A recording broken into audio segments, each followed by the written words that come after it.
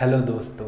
तो स्वागत है हमारे YouTube चैनल में। तो आज हम देखेंगे कि कॉस्ट फंक्शन और ग्रेडियंट डिसेंट क्या होता है। तो पिछली वीडियो में हमने डिस्कस किया था लीनियर रिग्रेशन को, जिसके अंदर एक हमारे पास डिपेंडेंट वेरिएबल था और एक इंडिपेंडेंट वेरिएबल था, और ये बहुत सारे हमारे पास डेटा पॉइंट्स थे और हम इसमें एक लाइन ड्रॉ करते थे, और यही हमारा होता था लीनियर रिग्रेशन।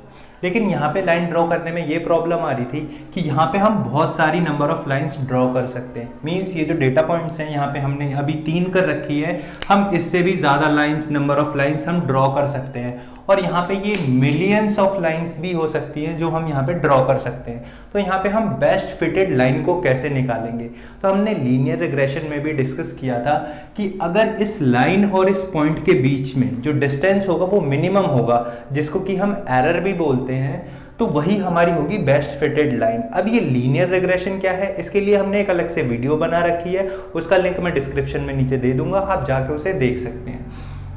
तो हम ये देखते हैं कि जैसे कि मान के चलते हैं हम, ये वाली लाइन हमारी बेस्ट फिटेड लाइन है।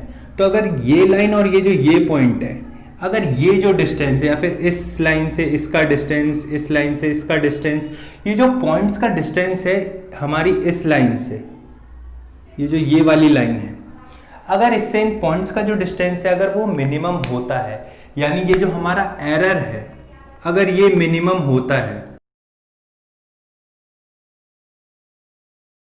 तो इसका मतलब क्या है कि यही हमारी बेस्ट फिटेड लाइन है।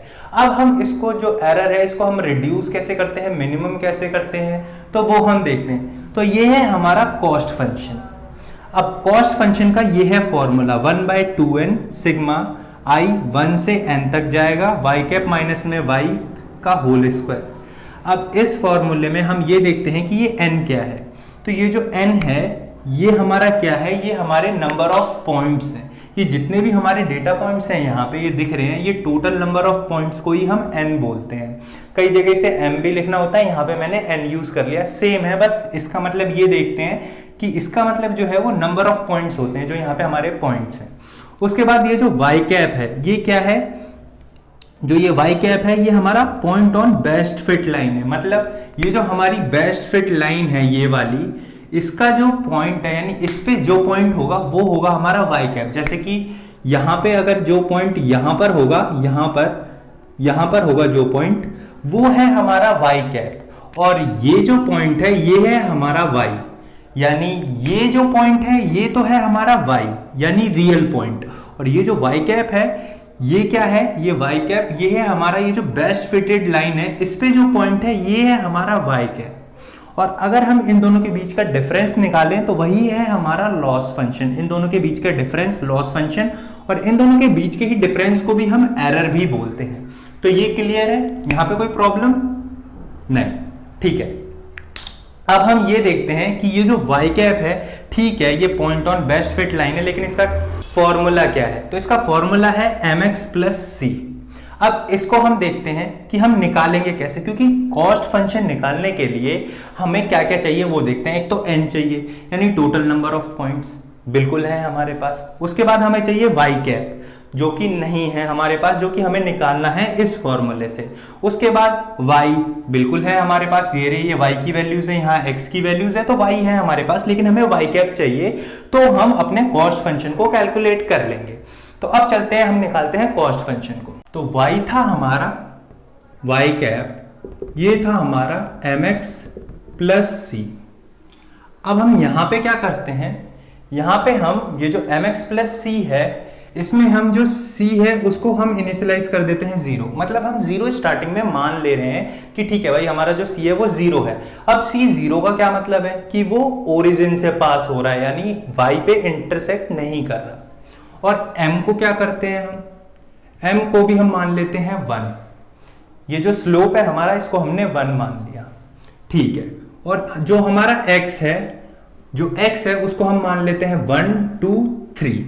अब हम यहां पे 1 2 3 ही क्यों ले रहे हैं, इससे ज्यादा क्यों नहीं ले रहे हैं, इसको समझते हैं।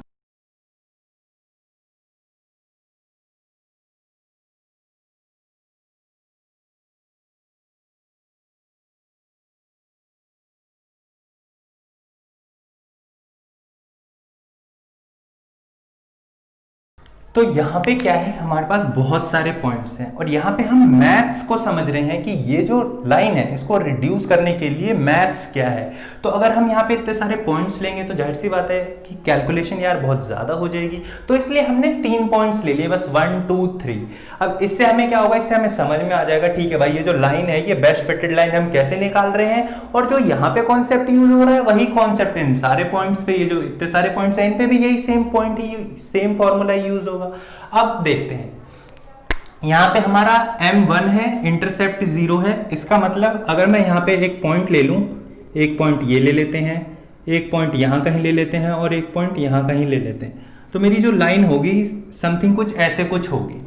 अब यहां पे ये जो लाइन है तो ये क्या है, बेस्ट फिटेड लाइन है मेरी, ठीक है। अब बेस्ट फिटेड लाइन है तो जो ये पॉइंट है और ये लाइन है इन दोनों के बीच का डिस्टेंस ही हमारा लॉस फंक्शन है और एरर है, ठीक है। अब हम y कैप को अपने निकालते हैं, x की वैल्यू 1 के लिए भी, 2 के लिए भी और 3 के लिए भी।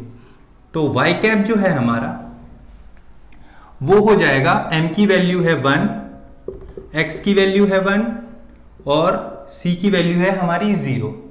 तो यहां पे जो मेरा y कैप है वो मेरा क्या निकलेगा, यहां पे जो मेरा y कैप निकलेगा वो निकलेगा 1। यहां पे कोई प्रॉब्लम, y कैप 1 आ रहा है। इसके बाद हम देखते हैं ये y कैप 2 के लिए, तो m तो मेरा 1 ही है और जो ये मेरा है x वो क्या है 2, और जो ये मेरा c है वो क्या है, वो तो 0 ही है। तो यहां पे अगर हम इसे देखेंगे तो हमारा जो y कैप है वो क्या आएगा, यहां पे मेरा y कैप आ जाएगा 2।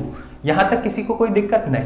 ऐसे ही हम 3 के लिए भी निकालते हैं, यानी y कैप 1 3 और c तो मेरा 0 ही है, तो मेरा y कैप कितना आ जाएगा 3। अब मेरे पास y भी है, y कैप भी है, कितना 1 2 3। अब मैं इस इक्वेशन में पुट कर सकता हूं और कॉस्ट फंक्शन को निकाल सकता हूं। तो कॉस्ट फंक्शन निकालते हैं,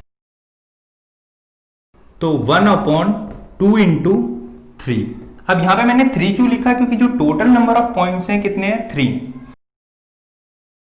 1 - 1 का होल स्क्वायर प्लस 2 - 2 का होल स्क्वायर प्लस 3 - 3 का होल स्क्वायर। अब इसको समझते हैं, यहां पे मैंने ये 1 - 1 2 - 2 3 - 3 क्यों लिखा, क्योंकि यहां पे अगर हम देखें तो 1 2 3 ये तो मेरा y ऑलरेडी है मेरे पास, और यहां से जो मैंने y कैप निकाला है वो भी 1 2 3 है, तो मैंने जस्ट इस इक्वेशन में पुट कर दिया है। तो अगर हम इसको देखें तो ये 1/6 इंटू में 0 जो है आंसर में मेरा आएगा 0। अब ये मेरा 0 जो है ये मेरा निकल गया कॉस्ट फंक्शन, यहां तक कोई प्रॉब्लम नहीं। अब हम निकालते हैं m की वैल्यू को 0.5 पुट करके देखते हैं और फिर अपने कॉस्ट फंक्शन को निकालते हैं। तो हम m क्या रखते हैं, m हम रखते हैं 0.5। अब हम निकाल के देखते हैं अपने कॉस्ट फंक्शन को, तो अब m हमने 0.5 रखा तो हमारी जो y कैप है वो हमारा चेंज हो जाएगा, तो हम y कैप निकालते हैं। तो जो y कैप है अब हमारा क्या होगा, जो m है वो क्या है 0.5 है और x 1 है, तो और प्लस 0, तो हमारा ये y कैप जो निकलेगा वो क्या निकलेगा 0.5। y कैप ये आ गया। अब जो हम y कैप निकालते हैं वो निकालते हैं x की वैल्यू 2 के लिए। यहां पे जो हमारा y कैप आएगा वो आएगा 1। अब हम क्या करते हैं, अब हम y कैप की वैल्यू निकालते हैं 3 के लिए।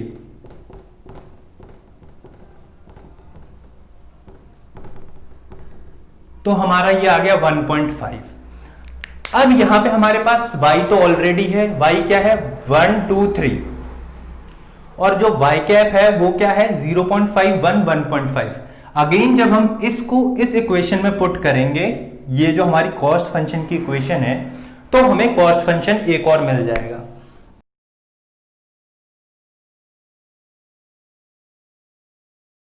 और यहां पे मैं कॉस्ट फंक्शन को डायरेक्ट लिख रहा हूं, ये जो यहां पे हमने कैलकुलेट किया था इसी सेम फॉर्मूले में इसको पुट करना है, और यहां पे जो कॉस्ट फंक्शन निकल के आएगा हमारा वो आएगा अप्रॉक्स 0.58। तो एक तो हमें कॉस्ट फंक्शन मिला ये 0, और एक हमें कॉस्ट फंक्शन मिला 0.58। अब हम समझते हैं, यहां पे हमने कितने पॉइंट लिए 1 2 3, यहां पे हमने लिए थे 3 पॉइंट। तो यहां पे हमने जो 3 पॉइंट लिए उसके लिए एक के लिए हमें मिला 0, दूसरे के लिए मिला 0.58, और जब हम तीसरा हमें निकालना पड़ेगा। अब आ जाते हैं, ये तो हमने समझने के लिए 2-3 पॉइंट्स लिए, अब आ जाते हैं इस पे। अब यहाँ पे हमारे क्या है, करीब करीब 40-50 पॉइंट्स हैं। तो हम क्या करेंगे, हर एक पॉइंट के लिए ऐसे ही सबका एक एक कॉस्ट फंक्शन को निकालेंगे। जैसे एक का हो गया 0, एक का हो गया 0.5, फिर हम तीसरा, चौथा, पांचवा, छठा, ऐसे ही करके हम सारे के कॉस्ट फंक्शन को निकालेंगे। और उसके बाद अब हम देखते हैं कि अब हम ये जो हम कॉस्ट फंक्शन निकाल रहे हैं इसके आगे हम क्या करते हैं। तो अब हम ये देखते हैं कि कॉस्ट जो फंक्शन है उसकी हमने पहले पॉइंट के लिए वैल्यू निकाली थी 0, और दूसरे पॉइंट के लिए हमने वैल्यू निकाली थी 0.58, यानी कि ये जो 0 निकली थी, यहाँ पे हमारा जो स्लोप था वो था 1, m जो था हमने वो रखा था 1, और ये जो हमने 0.58 निकाली थी, यहाँ पे जो हमने m रखा था वो रखा था 0.5, यानी कि स्लोप को 0.5 रखा था। यानी कि ये है हमारा m, ये स्लोप है, और ये है हमारा कॉस्ट फंक्शन। तो हम ये देखते हैं, जब हमारा m यानी कि स्लोप 1 था तो हमारा कॉस्ट क्या था 0, और जब हमारा m यानी कि स्लोप 0.5 हुआ तो जो हमारा कॉस्ट फंक्शन था वो था 0.58, यानी कि यहां पे कहीं। अब ऐसे ही जब हम इसको और पॉइंट्स को भी निकालेंगे तो ये समथिंग कुछ ऐसे ऐसे ऐसे करके, और यहां से हम देखते हैं ये कुछ ऐसे करके डायग्राम बनता है, और अगर हम इसको जोड़ दें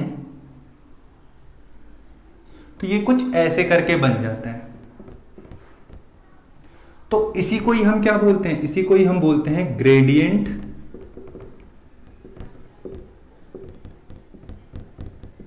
यही होता है हमारा ग्रेडियंट डिसेंट। अब इसको समझते हैं, ये जो सारे पॉइंट्स हैं ये क्या है, ये हमारे कॉस्ट फंक्शन है, ठीक है, और इसी को हम बोलते हैं ग्रेडियंट डिसेंट। अब हम समझते हैं अब हमें काम क्या करना होता है। तो इसको मैं यहां पे ड्रॉ कर लेता हूं, थोड़ा सा इजी उसमें।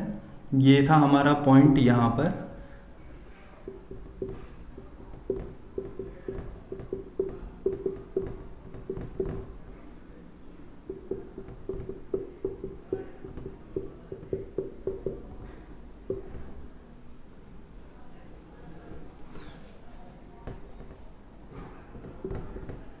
तो ये जो हम जब सारे कॉस्ट फंक्शन को प्लॉट करेंगे तो ये कुछ ऐसा डायग्राम बनेगा। अब ये परफेक्ट नहीं बना, लेकिन कुछ ऐसा ही डायग्राम बनेगा।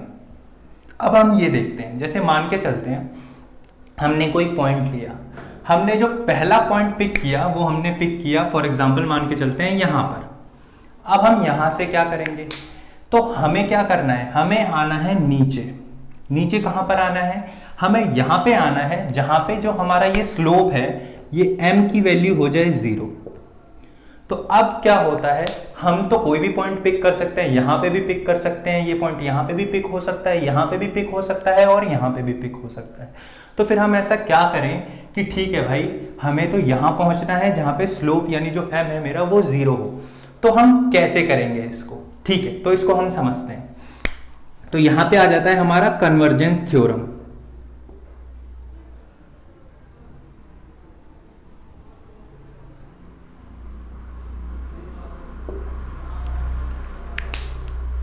अब इस कन्वर्जेंस थ्योरम को हम समझते हैं ये क्या है।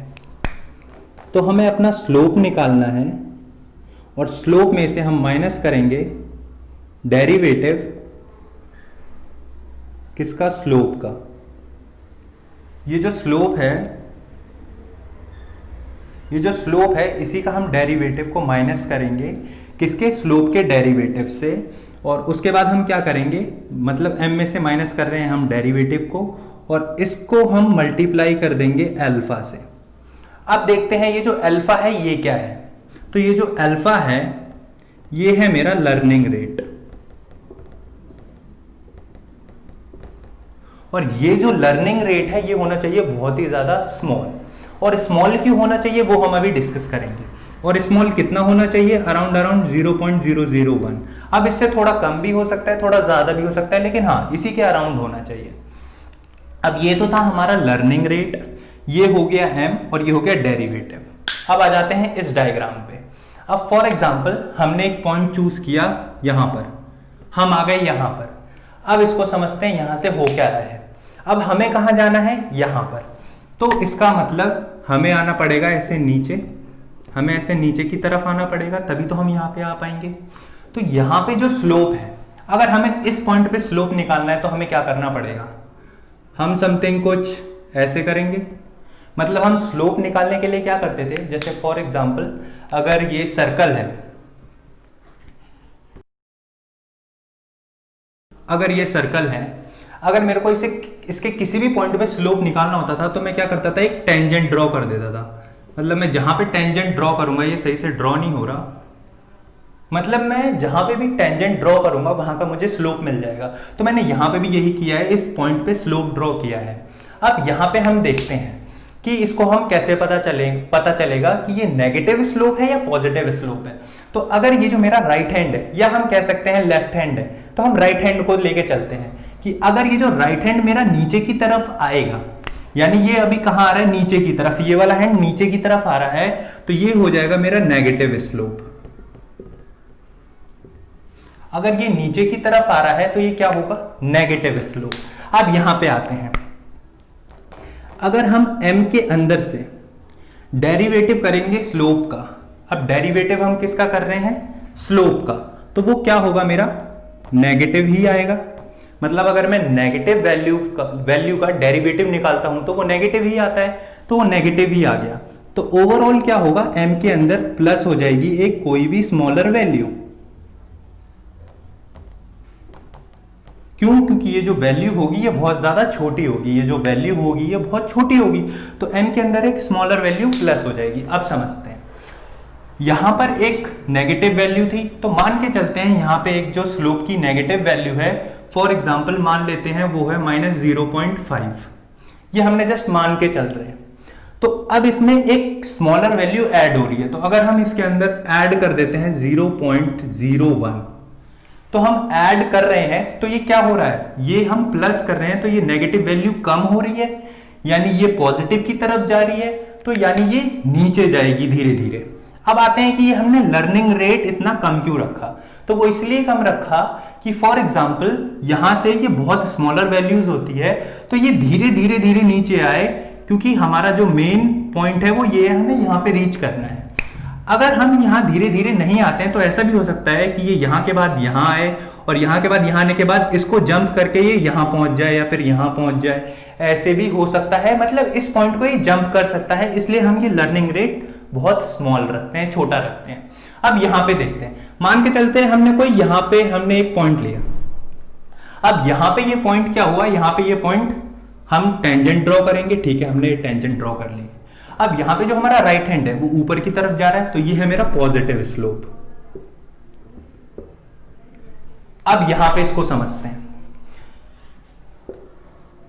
यहां पे जो मेरा m होगा वो क्या होगा, m minus derivative of m into में अल्फा। अब यहां पे अल्फा क्या है, अगेन लर्निंग रेट, और ये कितना होगा, 0.01 के आसपास होगा। अब यहां पे हम समझते हैं क्या होगा। अब यहां पे जो मेरी वैल्यू है, स्लोप है, वो क्या है, पॉजिटिव, और पॉजिटिव किसी भी वैल्यू का डेरिवेटिव क्या होता है, पॉजिटिव ही होता है। तो यहां पे हम क्या करेंगे, ये एक स्मॉलर वैल्यू इसके अंदर से माइनस कर देगा।